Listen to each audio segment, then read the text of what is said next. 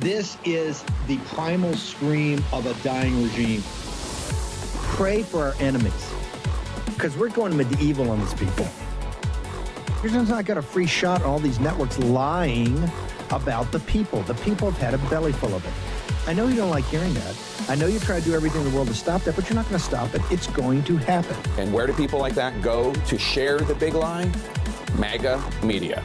I wish, in my soul, I wish that any of these people had a conscience. Ask yourself, what is my task and what is my purpose? If that answer is to save my country, this country will be saved. War Room. Here's your host, Stephen K. Bannon.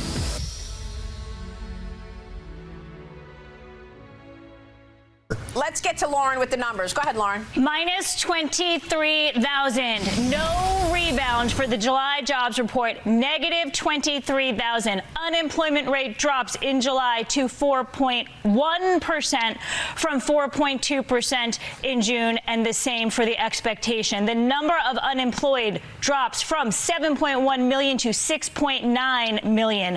Where are other jobs, Maria? Well, manufacturing, bright spot, better than expected, created 5,000 jobs in the month, but again, a disappointing jobs report.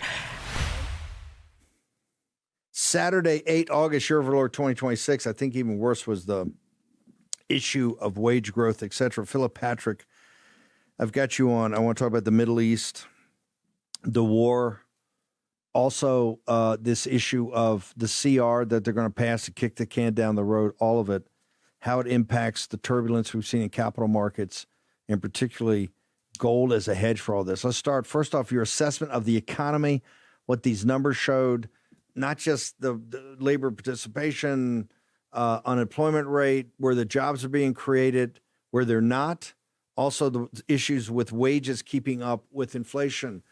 Phillip Patrick, the floor is yours, sir. Yeah, yesterday's job report was genuinely quite a weak one, and I think the revisions were almost as important as the headline. The economy lost, as they mentioned in the cold open, about 23,000 jobs in July. Forecasts, though, were anticipating 80,000 job increase, and then we learned that in May and June, 103,000 jobs were lost. Essentially, it was a weaker report than reported. So the problem is, it isn't just one bad month. The labor market has been losing momentum for several months in a row. As they mentioned, unemployment actually fell to 4.1%.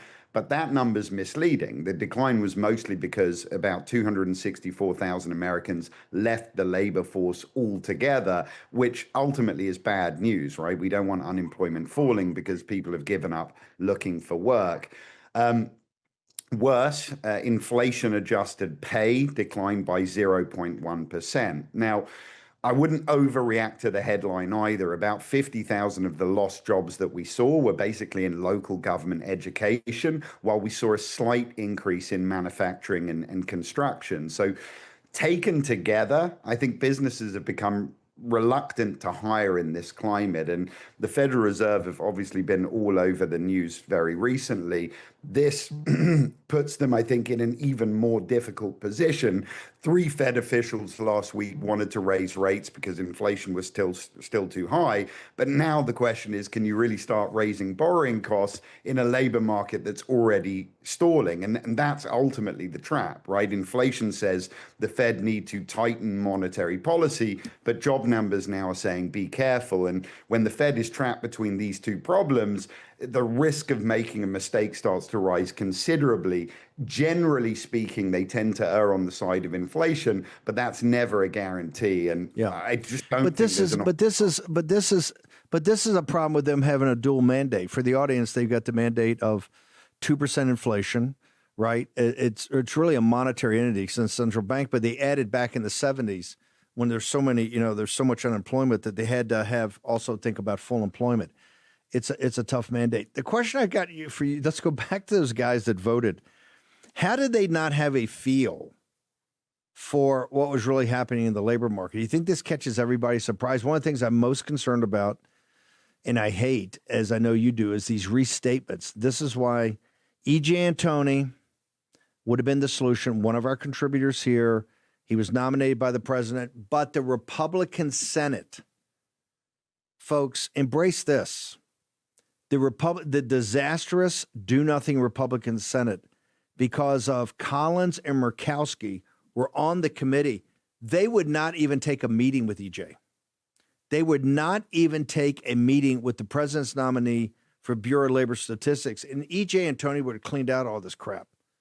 You might not like the numbers sometimes, but they're going to be accurate numbers. What we don't want inflated numbers and go back, because if we had at the time, Phillip, you can kind of see the trend. There is a trend for the economy is not as hot, is not as heated, it's not as heated up, and therefore there shouldn't be any real debate about raising rates, correct? If these three governors had seen that and seen this data as there really was, we wouldn't have had all this hand wringing and pulling the hair out. And of course, we're going to have you on next week. They're at Aspen right now. They're going to Jackson Hole for the big, Fed meeting. It wouldn't be all this gnashing of teeth if we had real data, sir. It's exactly it. Listen, the Federal Reserve have a job to do, and they need accurate numbers in order to do that job. This becomes an absolute debacle. And what happens, the reality is they start to respond to issues too late. Inflation starts to become entrenched, and it creates massive problems. So yes, they've got one job to do, and they need to start doing a better job, the BLS. They work on estimates coming out from economists, but as you said, there's a lot of leading indicators. They should just get better at their job. I think until they do, we have to trust these as estimates, but we can't treat the first report as gospel. But yes, there's got to be changes happening there. I was encouraged when they got rid of the previous head of the BLS, but nothing's changed clearly. And until it does, it's just making what is an incredibly tough job for the Federal Reserve almost impossible to achieve. I want to go back on something you said and make sure the audience understands the implications of it. It's the decrease in the labor participation rate. I've been on this for a while. Of course, Victor Davis Hanson kind of blew it off. Oh, Bannon really don't understand. It's been in the low 60s. It's all bullcrap. This is a key number, and this shows you about people giving up, right? And it's so essential today. We had Fishback on, yesterday talking about he's galvanized young men in this race in Florida, and part of it's about this idea of getting a wife, getting a job, buying a house, having that kind of foundational element we need for the American Republic, our society, what Burke called the little platoons, the things that undergird a culture, undergird a society. Why is labor participation such a big deal when you look at the numbers, Phillip?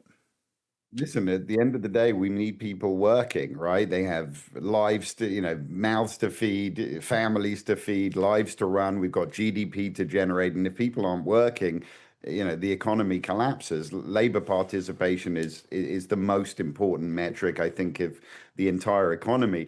Concerningly, what we've seen is some really good strides coming from the administration when it comes to manufacturing. We had a manufacturing report come out early this week, and the numbers were quite incredible. The big concern is, though, that isn't bleeding through to an increase in labor. It could be a timing issue, it could be a ramp-up issue, or it could be an efficiency issue, pushing more on the AI side and the individual getting affected. But like I said, until the labor market picks up, the problems are going to continue.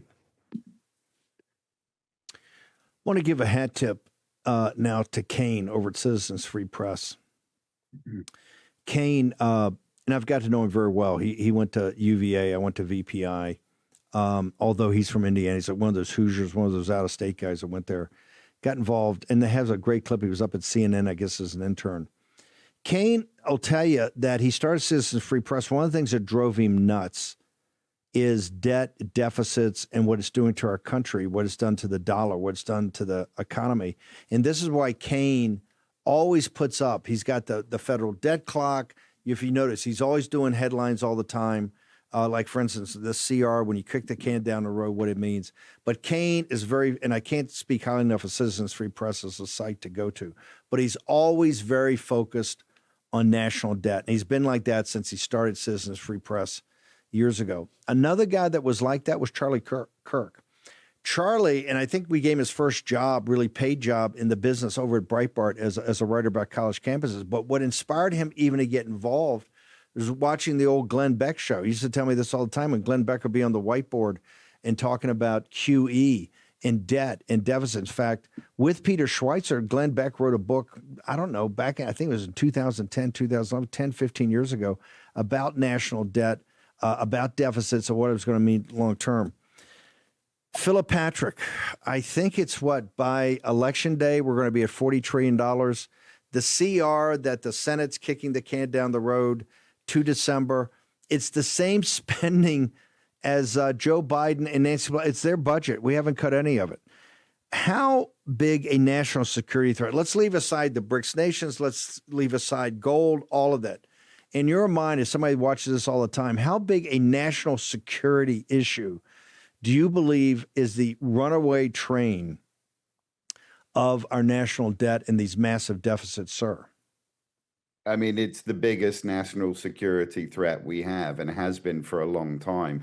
This, for me, is something I'm very passionate about as well, because I think if we cannot get a handle on debt and deficit, the problem's unsolvable, and ultimately it's just a case of slowing the pace of collapse or decline. But you can see it play out in everything that we do today, right? You know, countries around the world understand that our biggest Achilles heel is internal. It's debt and deficit. And if they can raise borrowing costs, there's nothing we can do to fight them. Look at the Iranians, right? It's a very good case in point. They're not firing missiles at U.S. destroyers. They're trying to affect trade. They're trying to get people to think twice about, transacting in US dollars. Why do you think they're hitting those Gulf states, right? It's the security guarantee. It's the petrodollar, right? They're trying to make these countries think twice about transacting in dollars. Hey, why are you using US dollars if the US can't even protect you? And what's happening is borrowing rates are increasing. We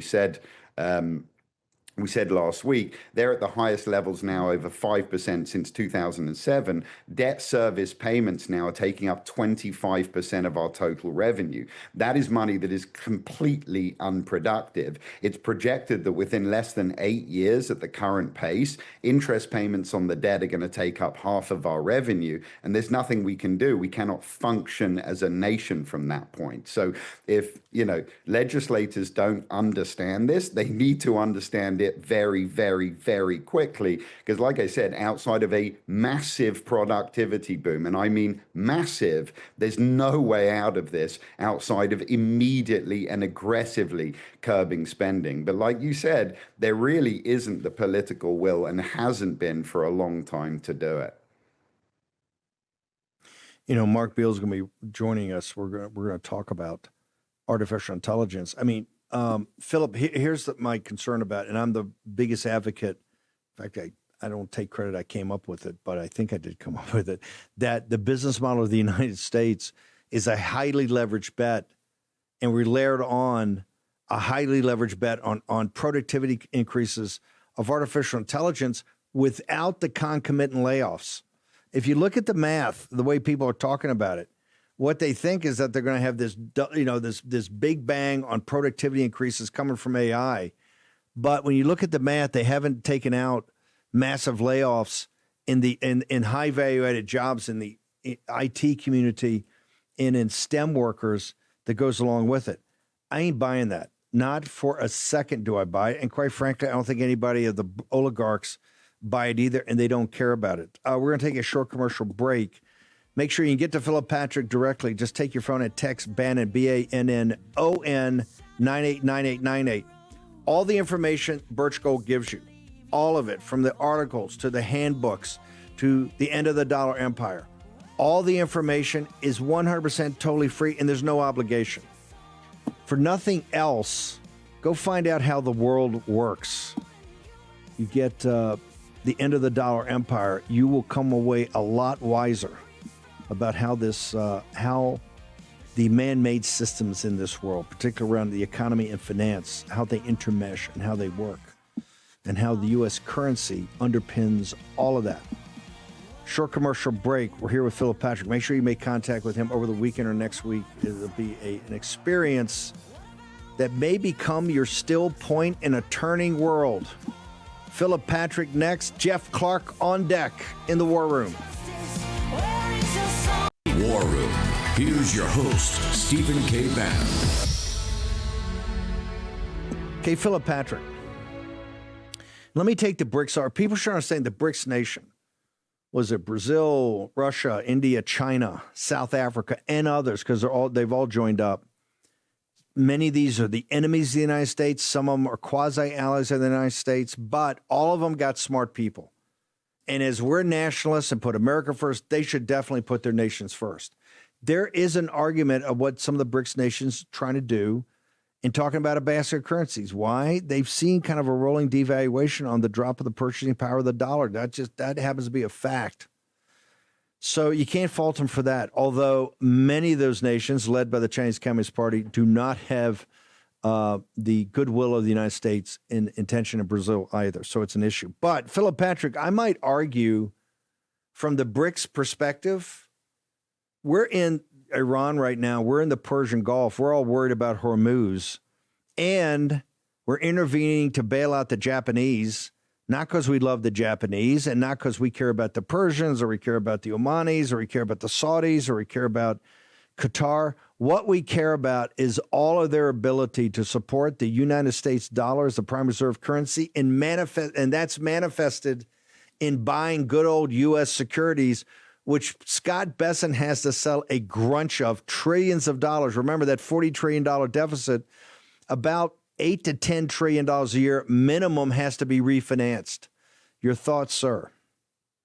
Yeah, first of all, I think it was a masterstroke from Besson. There's huge pressure, as we know, on borrowing rates here in the United States, and this move was not one to support the Japanese economy. By the way, I love how he ceded it to the press with his to-do list: buy $5 to $10 billion in Japanese yen. It was fantastic. Hang on,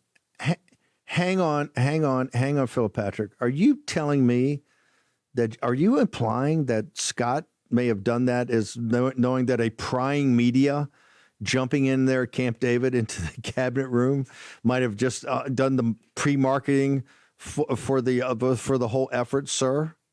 I would never suggest that. I'm sure it was just an honest mistake, Steve, but it worked out perfectly. But look, as you rightly point out, the premise of this was not to help our friends in Japan. Of course, that was a byproduct of it. But the real driver was that the Japanese happen to be the largest foreign owner of federal government debt. It's about 1.14 trillion worth today. Japan needed essentially dollar. We know what's happening to the yen's value. It's plummeting. And essentially they needed dollar reserves to defend the yen's value. Traditionally, what they would have done is raise that by selling some of their debt. Right now, that's exactly what we do not need. As we've said a couple of times, borrowing costs now are at the highest levels they have been since 2007.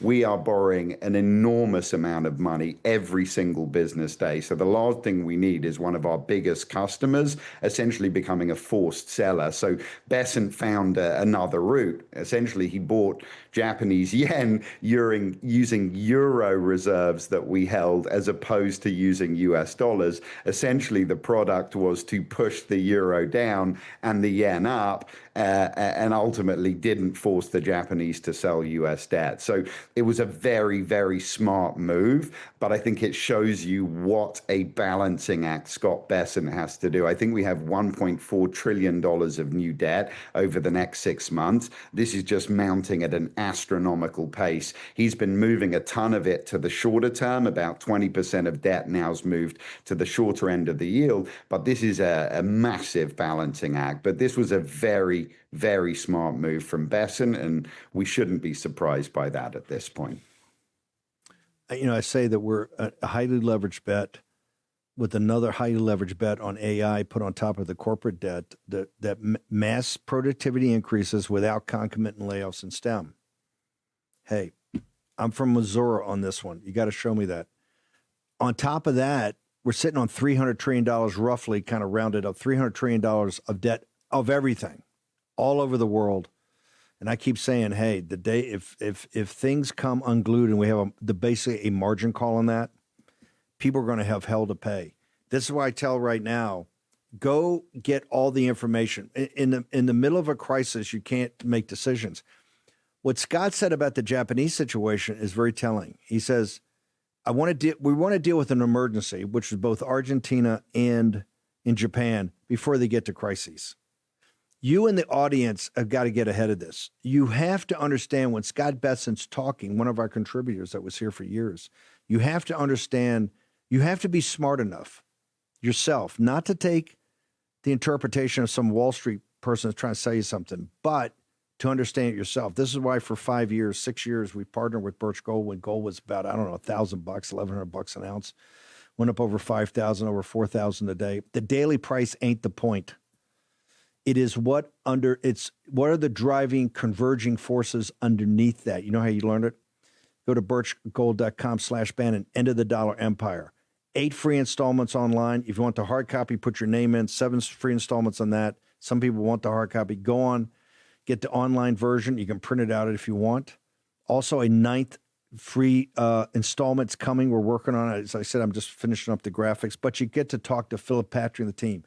An educated investor is the best investor that Birch Gold can ever have. And they go out of their way with all this information, all of it free, no obligation to buy. Phillip, Patrick, tell people where do they go and then how they interact with you and your team. Very simple. It's birchgold.com/Bannon, or they can text Bannon to 989898. Get access to a litany of free information. End of the Dollar Empire reports 1 through 8. 9's coming soon. We have a guide on how and why to invest in precious metals in the current climate. So birchgold.com/Bannon. From there, if they want to learn any more, they're going to have access to myself, a lot of specialists like myself. We are there to guide them through, to answer questions, to hold hands and make sure people are comfortable. And ultimately, if and when they are, we can help to facilitate everything start to finish. So birchgold.com/Bannon and just get the information. Thank you, sir. Appreciate you. Particularly appreciate you taking your time on a Saturday to join us. Appreciate you. Birch Gold. Do it now. Thank you, sir. We'll get back to that one. Mark Beall's going to join us about artificial intelligence. I'll join it. Jeff Clark's with us. Jeff, I know your oversight. We got a lot to report. Some great things happening. But I want to go back to Main Justice. I want to go to DOJ, why this thing was such a tractor pull to get Todd Blanche approved in President Trump's first term. Just describe Main Justice, how it works, why the billet of Attorney General and the people that report directly to him are so important. What were your billets in that first term? And talk to us about the importance of having Main Justice aligned with the priorities of the President of the United States, sir. Sure, Steve. Well, and always good to be here. Look, DOJ is a meta agency. There are no agencies that really these days, especially after the big slaughter decision from the Supreme Court, that are going to be running their own show in litigation. It's the Attorney General who runs the litigation for the United States. So if you can control all the litigation positions of the United States, that is a huge responsibility. It makes that cabinet office particularly important. I think on the financial side, OMB and Treasury are the meta agencies, right, as you've just been talking about. And so, look, what did I have? I had the Environment Division, 400 lawyers, and then the Civil Division, 1,000 lawyers. There are thousands of lawyers at the Justice Department. Main Justice is the central mind, the hub of all of the activity for the Justice Department, including the 90-plus U.S. attorneys' offices around the country. But they have to take their lead from Main Justice, and their legal positions that are taken across the United States have to be consistent. So that's what the Attorney General does. That's what the Deputy Attorney General does. That's what the Solicitor General does, by conforming everything to the positions that are taken in the Supreme Court. So, this effort to try to hold up Todd Blanche, especially when there are various Republican senators who voted to confirm Merrick Garland, of all things, is just mystifying to me, Steve. I want to go to something. Scott Besson, the Treasury Secretary, was on here the other day and said one of the reasons for the true economic growth we're seeing just below the surface, but the real powerful economic growth, he said a lot of that's coming from what Lee Zeldin's doing over EPA. And then when I was talking to Scott, he said that was predicated upon a lot of work that you did in the first term that obviously the Biden guys reversed right away. Talk to me about that. Tell me about your work in the first term on the environmental side. Why is that so important for unshackling the power and what you're seeing Lee Zeldin do now in the second term of unshackling the power of the American economy? Sure. Well, Steve, the environmental laws, maybe not as well known to the American populace as it should be, they run through the entire national economy. There are few agencies that have the power to regulate the entirety of the national economy, but because, releasing emissions to the air, the land, and the water are so ubiquitous, the Environmental Protection Agency's power levels are huge. And the Environment Division at the Justice Department, which are the folks who are then controlling what the litigation positions are that I'm talking about, has not just as a client agency EPA, but also the Interior Department, right, which is running our federal lands, and USDA's Forest Service, which runs all the national forest operations, the NOAA agency that is regulating our oceans. I mean, you name it, if you look at the environmental area, the ability to affect the gross domestic product that is reposed in the environmental laws is huge. It's off the charts. What Scott Besson said is that the progressives had used environmental law to deindustrialize the United States of America, and that started to be reversed in President Trump's first term. The tip of the spear was Jeff Clark over at Maine Justice. Tip of the spear now, Lee Zeldin. That's the importance of making sure you don't lose midterms, that you continue to hold the House and the Senate. The deindustrialization of this nation reversed under President Donald John Trump. Jeff Clark's got a lot more victories over at the Oversight Project. He's going to stick with us next in the War Room. War Room. Here's your host, Stephen K. Bannon.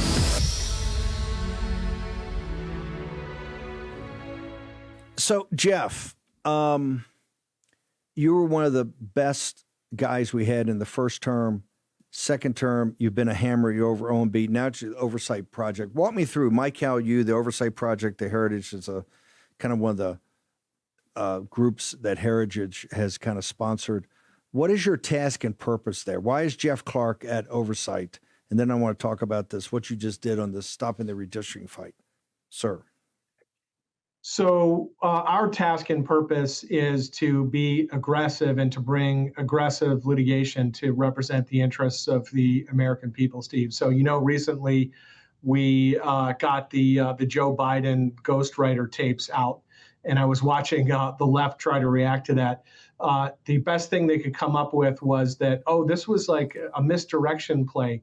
Joe Biden just wanted to get conservatives on the record saying that this information should come out so they could get access to volume 2 of the Jack Smith report down in Florida. That's about the most stupidest thing I've ever heard. I mean, Biden's lawyers were instructed to and did fight us tooth and nail on that. We beat them, and we've shown that Joe Biden was senile back in 2017, but when you say senile, there was incredible amount. The beauty of what there was so much highly classified information that he lied about. I mean, are you an advocate? I think you are. Are you an advocate? Because listen, we're not going to clean this mess up unless we start holding people accountable. Should he be prosecuted? Because they bald-faced lied, and her even kind of lied. And I think he ought to be held accountable for highly classified information, of which they went down and tried to roll up Trump and came up with all these phony felony charges. And remember, with Trump's team, they were going to throw the lawyers in jail. Christina Bobb, the other lawyers they were going to throw them in jail, all wrapped up in this phony, security, classified information. In what you guys exposed in Biden, it's not that he's senile, not that he's a hapless old man. It's the highly classified information that is on those tapes. So what are we going to do for accountability on that? So look, Steve, I think it illustrated both that he was losing it, never should have been put up for president, and that he mishandled classified information and violated the Espionage Act. He should have to forfeit all of the $8 million profits from his book and anything else he got as a result of that. I think he should be prosecuted, and I think Mark Zwanitzer, the ghostwriter should be prosecuted, especially for obstruction of justice, because the tapes he made with Joe Biden, where there are disclosures of classified information all over the place, and I've already covered that on your show, he deleted that from his laptop.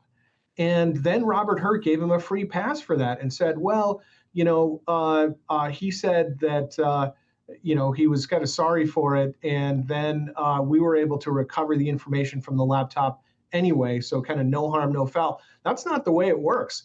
Mark Swanicer did not have a clearance, so that's a violation of law. And then he tried to destroy the evidence of the fact that he got classified information. That's a double crime. So there should be those prosecutions. I haven't seen any indication that Robert Hur has done anything that was criminal, Steve. But what I would say is that the idea that he gave Joe Biden a total free pass and that he gave Mark Swanicer a free pass is remarkable. There should definitely be politically oriented consequences for that for Robert Hur, who I think was just the handmaiden of the Biden administration on that whole investigation. Well, this is why people are so frustrated, is that establishment Republicans is her kind of, manifest. Why is it? And this is one of the reasons, quite frankly, we have such a tough time staffing all the U.S. attorneys who need to be fighters, Main Justice. There are very few people like yourself that will have the courage to be in the line of fire, where they're mocking you every day, ridiculing you every day, making sure you can't go back to a major law firm as a partner and make real money. They try to take your bar license. I mean, you've been under the gun, but you kind of epitomize what they've trying to do to people that stand up and Hur represents the other. They're just going to play along. How do we get a new generation of lawyers like yourself that are not in the Robert Hur mold, that just want to go along? And what we've heard with Rod Rosenstein, some of these disclosures, it's shocking. So how do we do that, sir? How do we get more MAGA warriors like your type when kids are going to look, young people are going to law school and say, hey, Clark was a partner at Kirkland & Ellis, might have run the firm one day. He goes to Main Justice, who's really supposed to take you to be on the management committee. And guess what? He ain't there anymore. And they look around, they go, I don't even see these people at the conservative law firms. They're not hiring them. So what do we got to do to make sure that we can get a new generation of warriors and tell them, hey, you're going to have a career when your time in service at Main Justice or as a U.S. attorney is over, sir? Well, Steve, sadly, I don't think there's any super quick fix to that, right? We're talking about something that, starts with the culture, starts with religion, starts with the family. And so, if people don't have those values, then you can't just give them a one-day course and then they're ready to go. I will tell you that the young people that I meet, especially through American Moment, which is really trying to cultivate the harder core young people to get into the fight and turn things around, they encourage me, and they do, indicate to me that they want to be tough. They obviously are, at a much more junior level of their careers. In fact, tomorrow I'm actually speaking to them, giving a lecture to them. And so they keep inviting me back because I think they want to get people in who are hardcore like that. The problem is that there are too many people, maybe of my generation. So, it's a failing for my generation, your generation, Steve, they're just, interested kind of in the money and in getting along, going along. And I think another part of the problem, Steve, is that the people who are in presidential personnel offices for Republicans, they need to search for this intestinal fortitude. They can't just expect that people will have it. Otherwise, you wind up with people at the opposite end of the spectrum, like Cassidy Hutchinson, who, as soon as some pressure comes, are going to start telling complete bald-faced lies to try to bring down the president of the United States. Boy, Cassidy Hutchinson, somebody else I know hadn't been prosecuted. Just as an aside, talk to me about what you stopped in Maryland, what the Oversight Project stopped with this BS redistricting. Walk me through it. Well, what we're in the first stages of trying to stop, Steve. So Governor Wes Moore in Maryland, as part of these Democrat redistricting efforts, and a response to the Supreme Court Calais decision in which race-based gerrymandering was ruled unconstitutional, he called a special session, which at the time he called it was already late. And then the outcome of that 3-day super rush process was to put for November a constitutional referendum on the ballot that will allow Maryland to redraw its federal congressional districts. And what are they aiming at? They're aiming at taking out Andy Harris, the representative of the Eastern Shore, the last Republican left, so that they can have an 8-0 Democrat map gerrymandered in Maryland. And so we brought suit. We filed yesterday, and we're seeking a preliminary injunction. We'll be filing that very soon to block this redistricting. Why? Because it was completely late. This same session of the legislature, on a bipartisan basis, statutes were passed that said if you're going to put these constitutional referenda in front of people, you got to do it, and give notice of it by July 1st. But the special session didn't start until August 3rd. And so it's way late. It's totally unlawful. And in order to try to sanitize it, even though this isn't the way the constitutional process works in Maryland, they hold out Governor Moore. They had him sign it. And this is not the kind of thing that gets signed. It's just legislative action with supermajorities in both houses in Maryland. And then they had him give a press conference. So we are hopeful that we are going to bring this down, much like the Virginia redistricting effort of Abigail Spanberger was brought down. This is the Maryland counterpart to that litigation, Steve. Jeff, before we go, I want just to reiterate the torture you went through for being in Main Justice, serving President Trump, doing such a great job to stop the deindustrialization of this nation when you headed up environmental. Of course, they gave you all kind of other billets at the end. But for you to step up and say the 2020 election was stolen, and you've got to be very heartened with what's happened lately, except for we ain't prosecuted anybody yet. What happened to you? How did they just give me a minute or two for this audience of how they tried to destroy Jeff Clark, who stood in the breach with President Trump, the MAGA movement, and for this country, sir? Sure, Steve. So it started with anonymous leaks of Oval Office conversations and Main Justice conversations on the 5th floor to the New York Times, to a reporter that used to work for a communist outfit in China, Katie Benner. And that was clear breach of all kinds of privileges: executive privilege, law enforcement privilege, lawyer-client privilege. Then that, canceled out my efforts to return to big law. That's, itself cost millions of dollars in terms of foregone income. Then, they sent the Oversight Committee in the House against me, then the Senate Judiciary Committee, then the January 6th Committee, then the DC Bar, then Fani Willis indicted me. Then Jack Smith called me unindicted co-conspirator number 4 in his DC indictment. So there is more litigation I've had to defend against. All of it has been fended off at this point. And trying to recover against Fani Willis's operation down in Georgia, although that's slowed down. There's only one thing left, and that's the DC Bar. The DC Bar is still trying to take my license. That process has entered its 6th year. And also this year, Steve, to call out my friend and colleague in the law, John Eastman.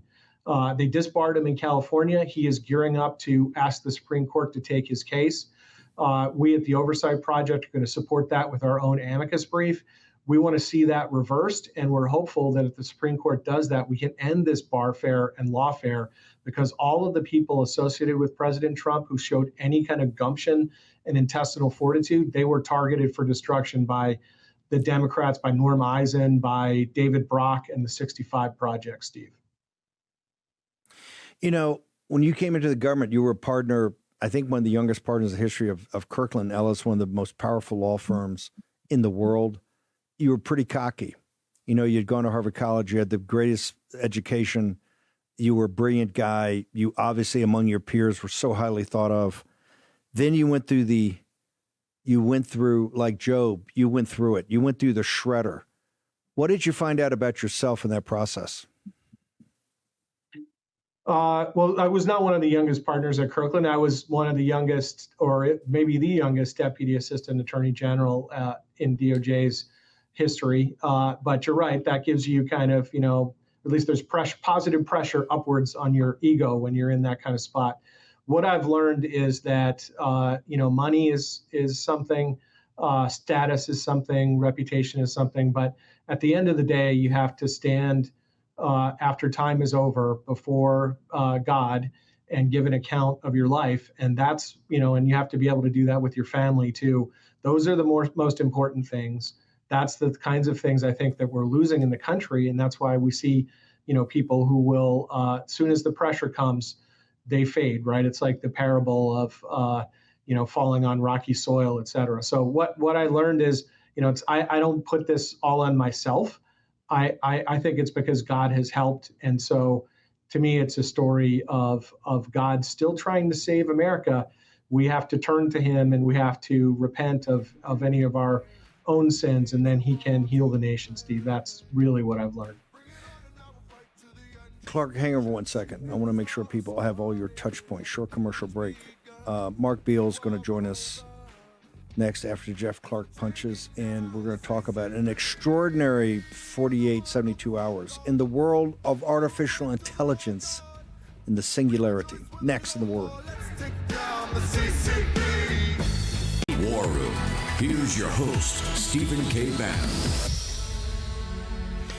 So many of the people that we have on here as contributors and guests and all that could do other things and make so much more money and just have a more frictionless life.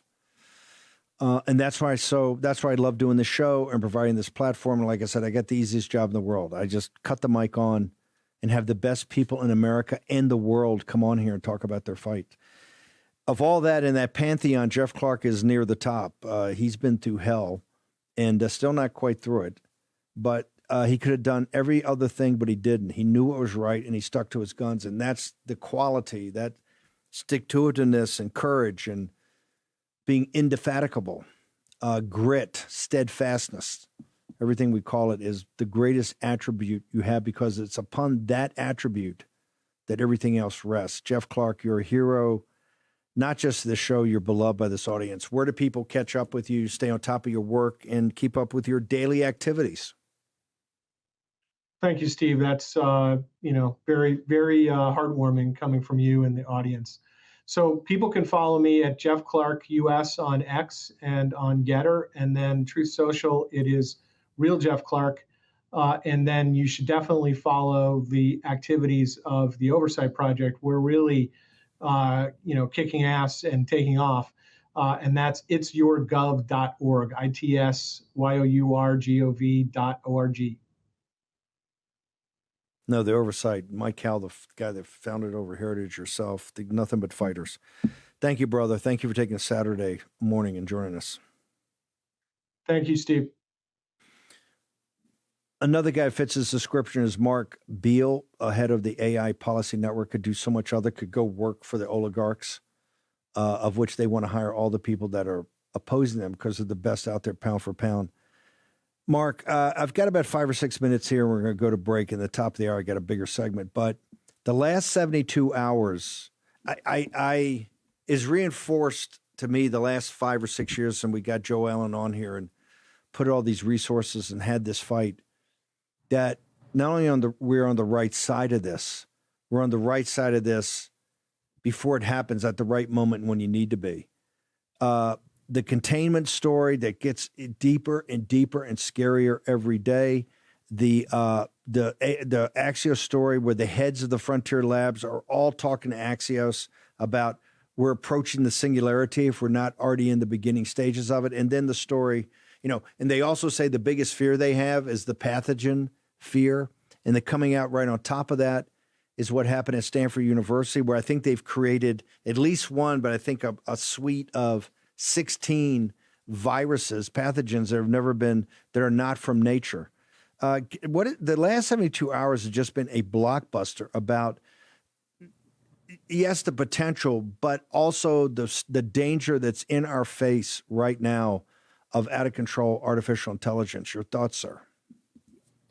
The science fiction movie is no longer a science fiction movie. It's here, time now. We have AI agents of untold numbers. We have no idea how many of them roaming around the internet, committing felonies, breaking into other people's companies, social engineering attacks on other human beings. And the response from DC has been a little muted.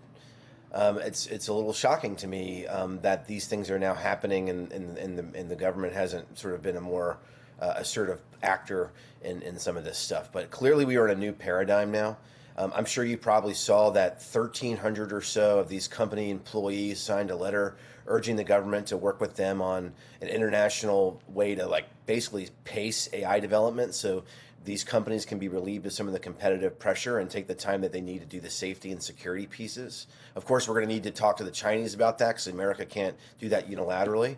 But there's going to be, this is a growing issue of importance. It's going to be probably top of mind for the president when she visits D.C. in next month on September 24th. And there's a lot of policy work that has to happen against the backdrop of this technology moving incredibly fast.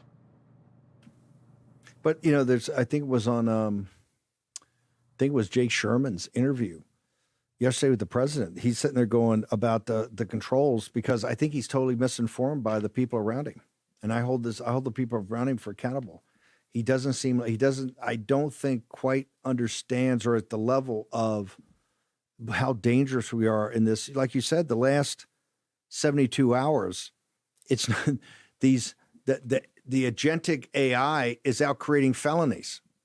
Think about that, creating felonies all the time. And the scary thing, when you look at this containment story, the more we peel back layer by layer and more people are coming out, the depth of what artificial intelligence did to break containment and to hide it from their human overlords, it is breathtaking. I mean, even if you just have a basic understanding of it, what it did, the hundreds of thousands of moves it had to make, it was essentially, I think, almost like conscious of the fact that they didn't want the humans. In fact, they were trying to avoid the humans. I mean, what are your thoughts on that? Because we're now, this is accelerating at an accelerating rate.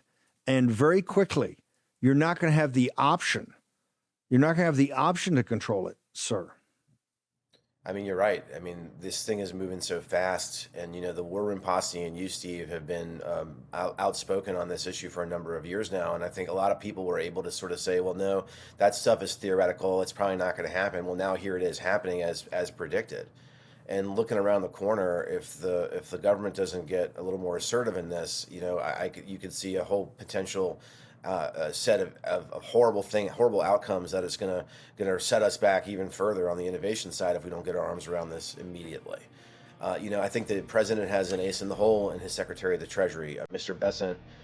Is clearly tracking a lot of these issues. Of course, he's got a lot on his agenda in terms of economics. But you know, this is one that he saw with Mythos back in April when Mythos could empty out bank accounts. He saw the threat to American financial institutions and took coordinated action.